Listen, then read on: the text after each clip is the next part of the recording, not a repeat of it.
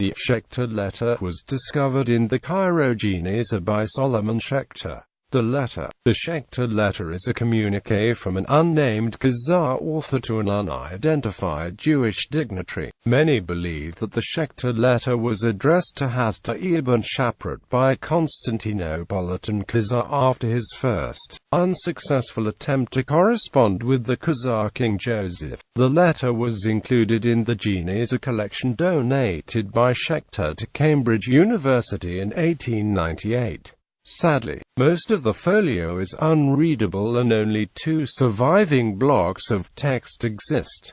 The conversion text. The Schechter Letter contains an account of the Khazar conversion that differs from that of the Khazar correspondence and the Khazari. In the Schechter Letter account, Jews from Persia and Armenia migrated to Khazaria to flee persecution, where they mingled with the nomadic Khazars, eventually assimilating almost totally. Then a strong war leader arose, who succeeded in having himself named ruler of the Khazars. Sabriel happened to be remotely descended from the early Jewish settlers, and his wife Sarah convinced him to adopt Judaism, in which his people followed him. What follows in the letter is largely lost except for a few fragments.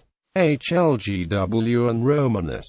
The next substantial section of the letter to survive tells of a recent event, an invasion of Khazaria by HLGW, Prince of Rus, instigated by the Byzantine Emperor Romanus I Lecapenus. Romanus, a persecutor of the Jews, may have been seeking to counter Khazar retaliation for his policies. According to the letter, HLGW was defeated by the Khazar general Paysark in the Taman region. Faced with execution by the Khazars, HLGW agreed to attack Constantinople, where he was defeated, and fled to Persia, where he died. Implications of the text. The letter challenges a number of long-held assumptions. First, its version of the conversion posits a partially Judean descent for Khazar contemporaries of the author. Whether or not this is an accurate account, it indicates that the Khazars saw themselves as fully integrated members of world Jewry. The letter states that in the early days after Khazar's conversion to Judaism, some Alanians already practiced Judaism, to a degree that Alania came to save Khazaria from its enemies. This is the only evidence corroborating the record of Benjamin of Tudela about Judaism in Alania.